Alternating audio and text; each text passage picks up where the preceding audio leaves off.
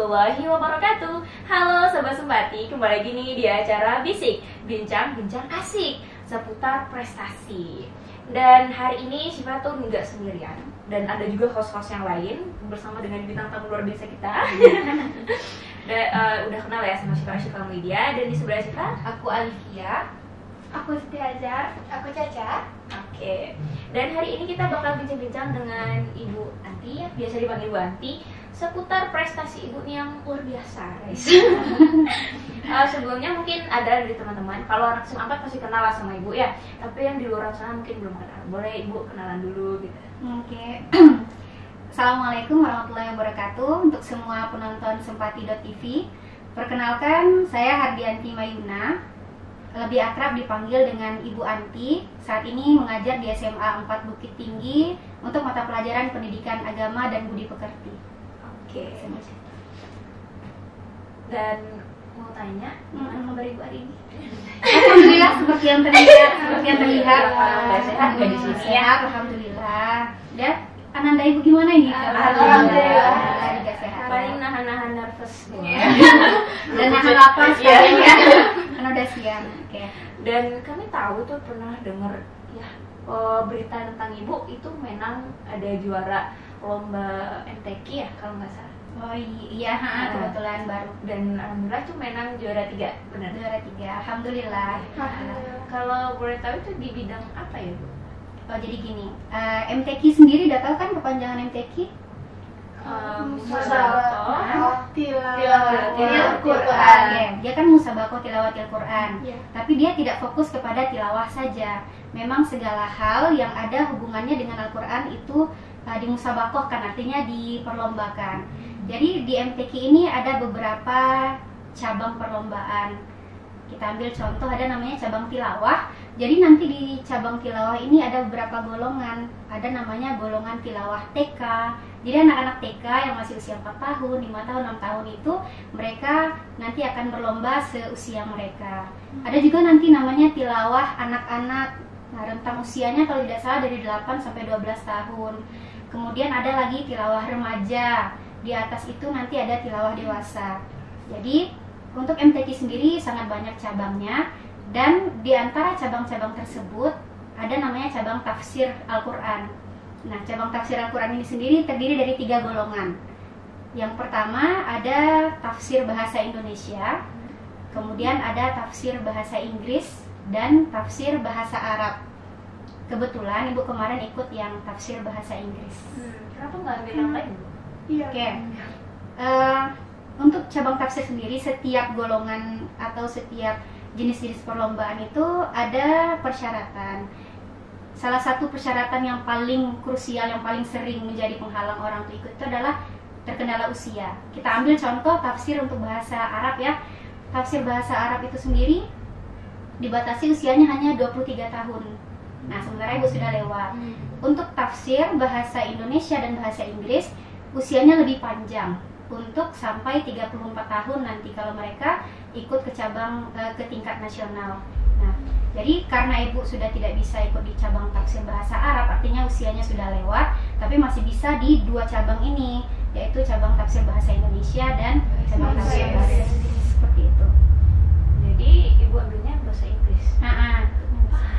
Kenapa di antara bahasa Indonesia sama bahasa Inggris tuh bedanya bahasa Inggris? Gitu.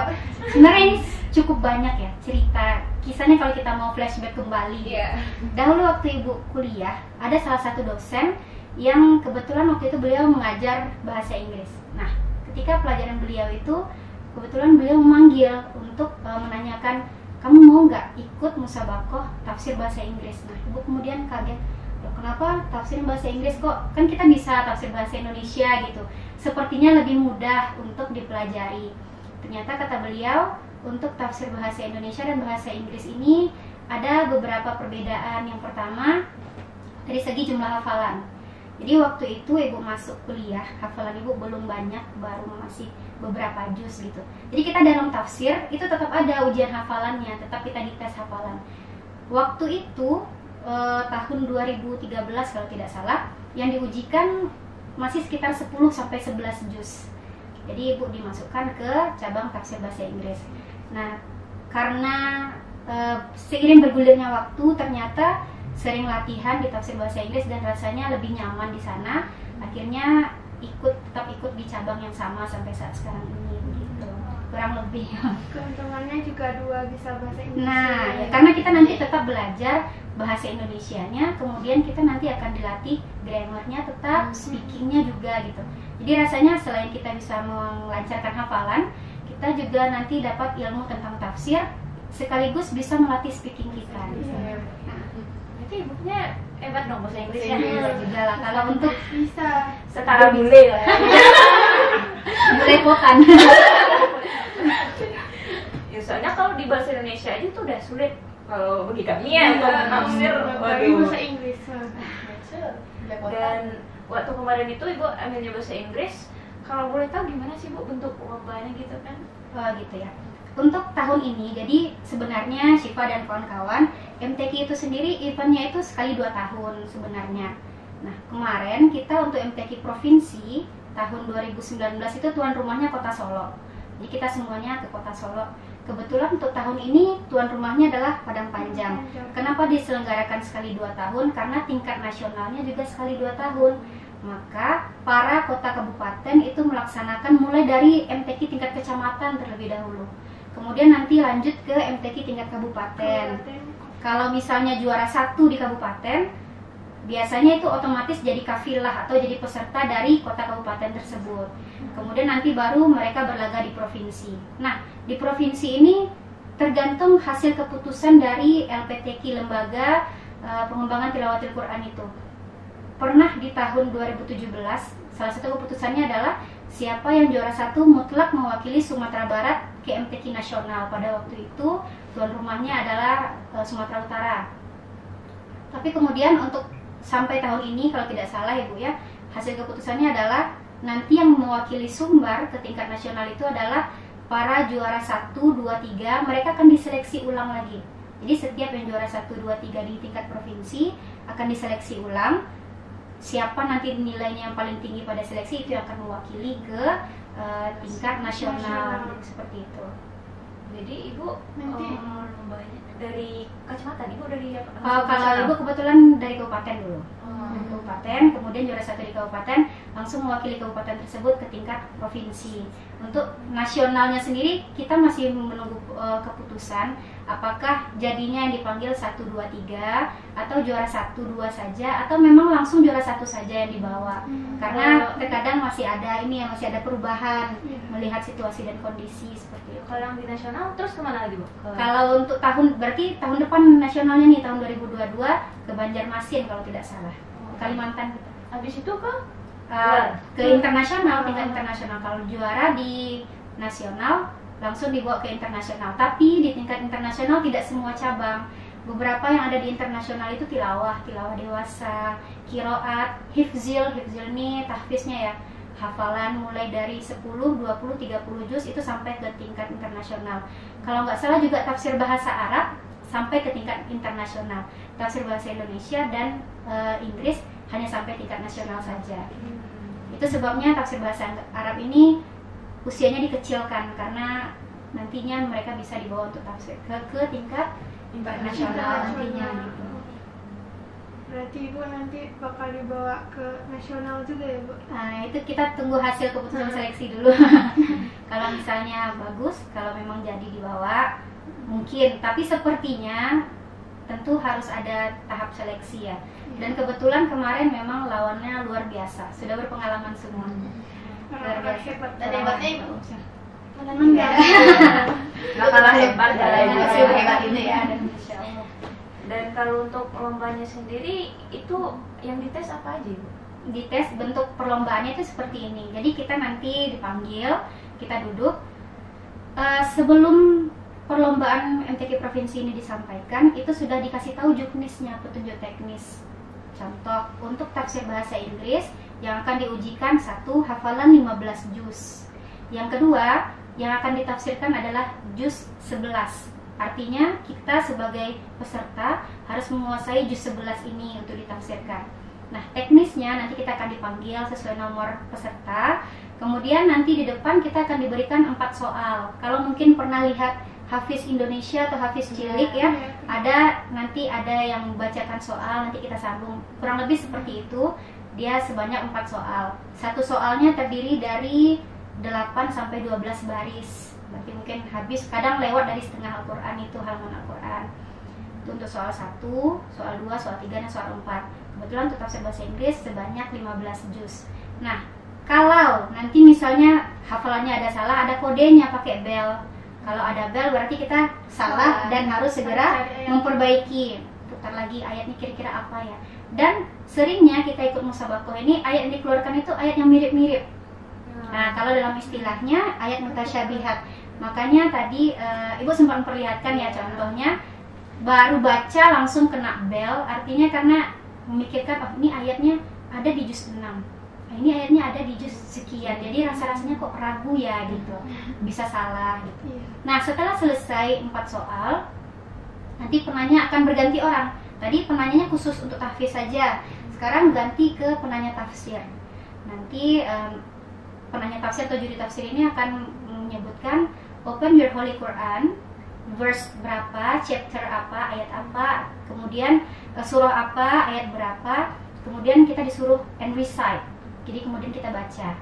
Setelah kita baca, nanti beliau akan menanyakan vocab atau kalau dalam bahasa Arab kan mufrodat namanya, terjemahan perkatanya. Contoh misal kita dapat ayat fa'in kadzabuka misal gitu.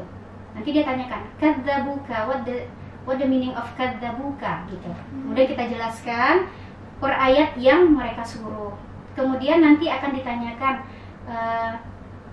apa main ID dari ayat ini. Sebenarnya ayat ini bercerita tentang apa? Kandungannya kita ceritakan. Kemudian ada enggak historical background dari ayat ini? Apakah ada kalau dalam bahasa tafsirnya asbabun nuzul. Apa itu asbabun nuzul? Yaitu peristiwa atau kisah yang menyebabkan ayat ini sampai diturunkan oleh Allah.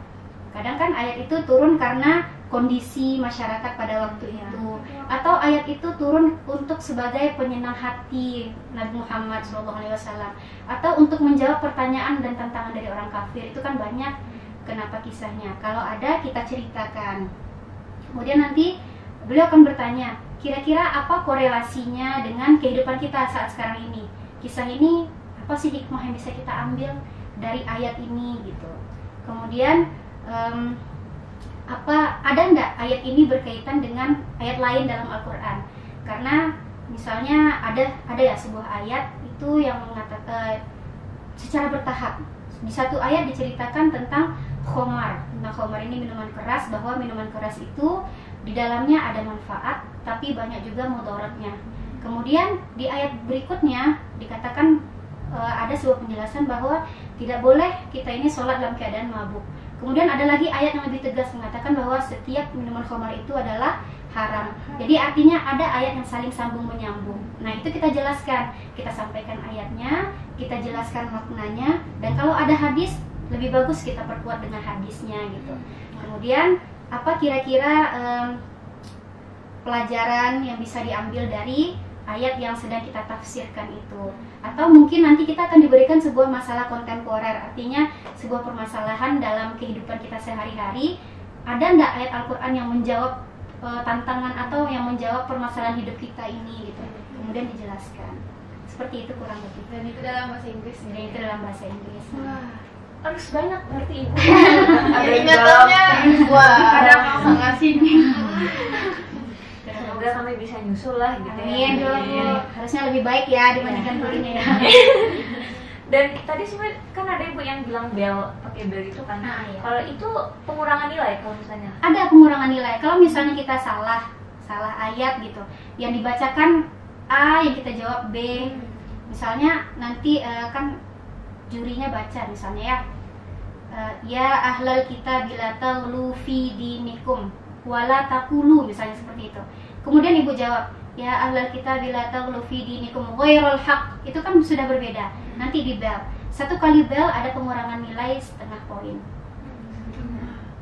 Nanti kalau sudah sampai 3 kali pengurangan, sudah 3 kali di bel masih salah juga, itu juri menganggap bahwa kita ini lupa atau tidak ingat dengan sambungan ayat, maka kita akan dituntun atau ditunjukkan jawaban yang benar, ini loh yang benarnya, ditunjukkanlah ayatnya. Kalau sudah ditunjukkan ayat, berarti lebih banyak lagi pengurangan nilai kita ya. Kalau ibu kena berapa?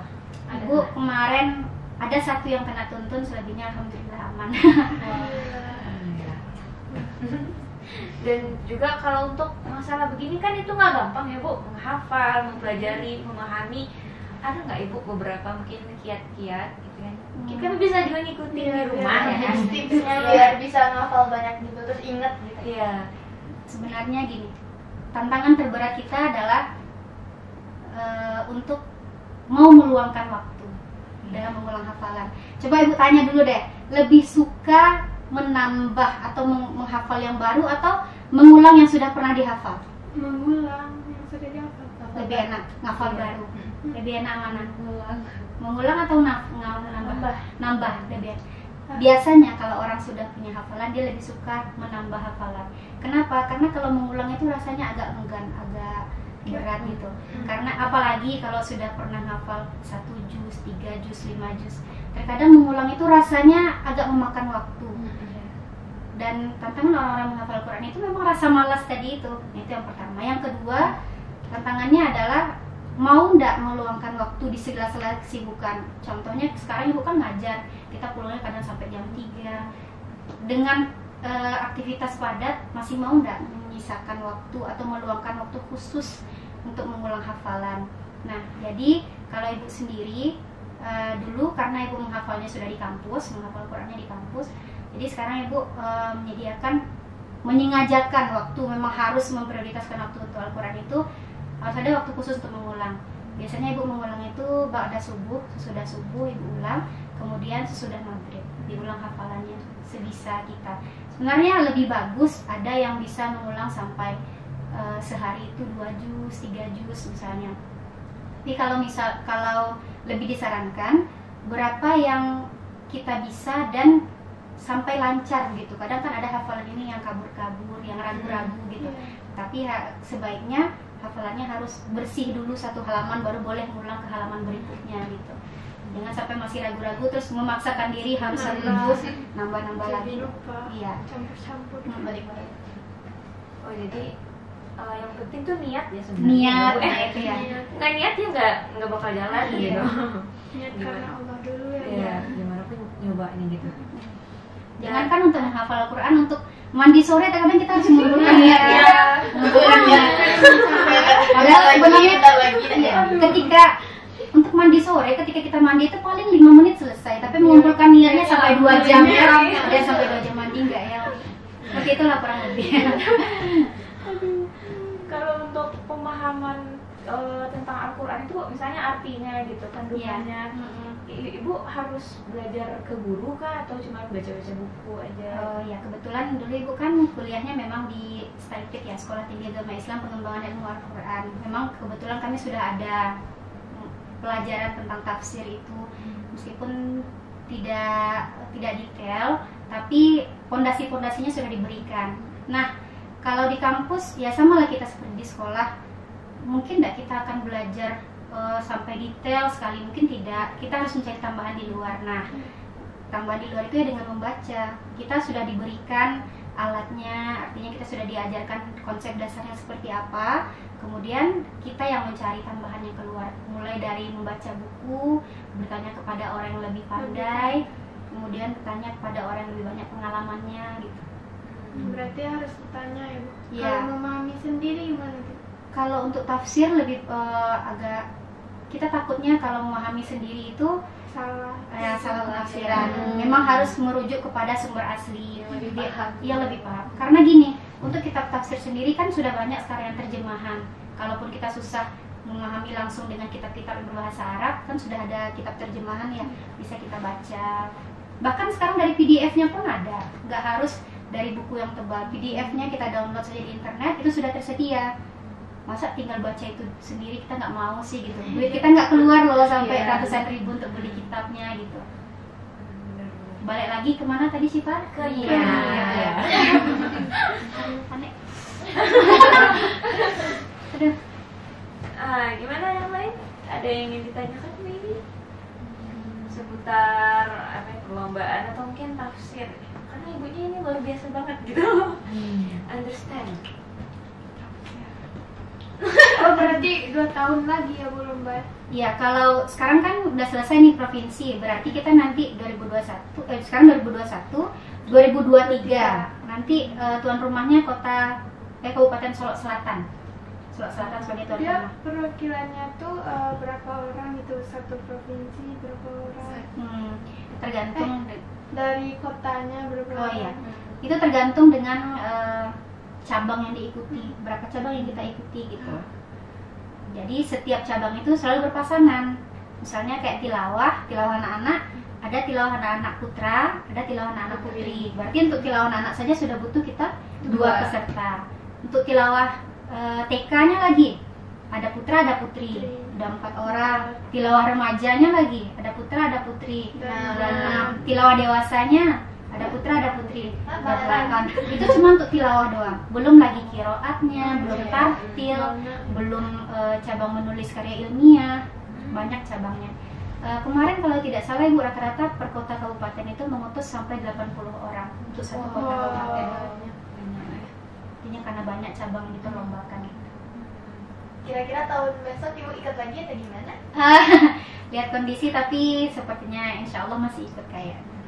Karena kan kalau kita lihat dari track recordnya, maksudnya dari beberapa persyaratan yang diberikan, yang pertama usianya masih diperluas, artinya masih bisa sampai 34 tahun, dan kita meskipun kita sudah juara di provinsi masih boleh ikut, karena nanti kan target dari orang provinsi sendiri agar bisa juara di nasional gitu. Kalau Ibu sekarang umurnya berapa? 28 tahun. Bisa. Masih bisa. Kita 10 tahun lagi. Jangan dong, kelamaan dong. Dan juga mungkin banyak juga ilmu yang kita dapetin ya dari ibunya. Dan ini dari teman-teman ini mungkin banyak yang mau ditanyain tapi lupa kali ya. Daftarnya kemana kemarin? Oke, cara mendaftarnya ya. Yang pertama, kalau ada nanti MTQ tingkat kecamatan, ikuti dari tingkat kecamatan itu dulu. Kalau misalnya nanti ada event tapi tidak ada, kita dapat informasi, cara tanyanya yang paling mudah adalah datang ke masjid, cari tahu dari orang masjidnya, atau bisa lewat guru agama di sekolah masing-masing. Karena nanti kalau contoh kita di Bukit Tinggi, andai kata kota Bukit Tinggi ada membuka MTQ gitu kan, nanti bisa biasanya lewat guru mata pelajaran, cari dulu informasinya gitu. Kemudian terkadang kita menjadi peserta juga tidak hanya ikut seleksi tapi ada rekomendasi gitu. Contohnya dulu Ibu ikut tidak dari kota kabupaten tapi karena direkomendasikan gitu, tiba-tiba sudah langsung ikut. Jadi terkadang memang butuh juga kita bersosialisasi dengan baik, kan ya bisa mendapatkan koneksi jadinya gitu. Harus pinter-pinter nyari juga. Kalau kita bisa tapi tidak ada koneksi, nggak bisa ya Bu. Kadang yang penting persiapkan diri, jadi kapanpun itu lombanya diadakan kita sudah siap. Jangan nanti kan lombanya mau besok nih, kita baru sekarang, jadi ikut nggak ya. Kalau Ibu persiapannya berapa lama? Kalau Ibu kemarin tuh ikut dari seleksi kabupaten tahun 2020, tapi kami sempat vakum waktu itu 2020 bulan Maret. Ibu ikut dari tingkat kabupaten juara 1. Nah setelah itu vakumnya lama sekali. Baru ada pembinaan kalau tidak salah Ibu sekitar akhir 2020 ya. Baru ada pemanggilan untuk namanya TC, namanya Training Center Pemusatan Pelatihan. Di situ kita nanti dilatih gitu. Jadi kalau yang kurang lebih kayaknya sekitar 4 atau 6 bulanan mungkin. Karena waktunya ada jeda-jedanya gitu kan. Kalau persiapan dari kota kabupaten masing-masing seperti itu. Tapi rata-rata kalau kita intensif bisa kita mempersiapkan 1 tahun, 1 sampai 2 tahun bisa kita persiapkan. Kalau kita tergantung kitanya lagi, mau nggak mempersiapkan dari jauh-jauh hari. Ya kembali ke kitanya ya. Dan kalau dilihat-lihat ya waktu kalau gitu ada deh mungkin untuk mengakhiri ya acara kita hari ini, kata-kata motivasi Buat untuk kami. ya kami juga bisa, teman-teman di luar mungkin biar bisa mengikuti Biar juga. tahu. Ya. Kalau mau bilang ya, Ibu selalu menanamkan dalam diri dan semoga ini bisa ditularkan. Satu saja, berani mencoba hal baik, berani mencoba hal baru dan baik gitu. Karena kalau dilihat sebenarnya basicnya dulu, ibu sekolahnya juga SMA. Ibu bukan dari pesantren, bukan anak dari MTS atau anak MAN gitu. Ibu dari sekolah umum, kemudian ibu kuliah di perguruan tinggi Islam. Tapi ibu berani mencoba karena di lingkungan itu kan semuanya hal-hal baik. Nah kemudian ternyata kita bisa menyesuaikan diri dan bahkan kita bisa melampaui orang-orang yang sama masuknya dengan kita gitu. Mungkin itu kurang lebih. Oh masya Allah. Dan pastinya kita harus berani mencoba ya. Karena kita nggak tahu apa yang mungkin di luar sana tuh yang bikin kita sukses gitu kan. Dan takut itu nggak baik sebenarnya. Takut inilah, takut itulah, padahal memang terkadang kesuksesan itu terkendalanya karena kita takut tadi itu, takut gagal dan nggak mau mencoba. Kayak overthinking. Iya, udah overthinking duluan kan. Bapak udah nyerah gitu aja. Kayak nggak bisa, aku udah Yang paling sulit gitu. Kemampuannya. Padahal ketika dilatih ternyata bisa loh melampaui orang-orang yang apa. Ini Bu, paling suka begitu Bu? Iya. Ya baik. Dan mungkin segini dulu ya untuk bincang asik kita. Mungkin kita bisa sambung di hari-hari yang lain ya. Terima kasih banyak ya. Makasih. Aku juga berterima kasih untuk Syifa dan kawan-kawan.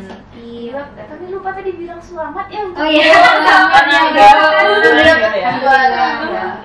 Semoga aku bisa sukses ke depannya, lebih sukses dari ini. Amin. Dan begitu juga doa yang sama untuk anak-anak itu. Semoga sukses ke depannya. Dan juga thank you ya teman-teman semuanya. Dan terima kasih untuk teman-teman Sempati semuanya yang udah nonton video kita hari ini. Tungguin video kita yang akan datang, pastinya bakal banyak banget ya. Dan jangan lupa untuk like, comment, dan share juga. Thank you semuanya. Assalamualaikum. Dadah.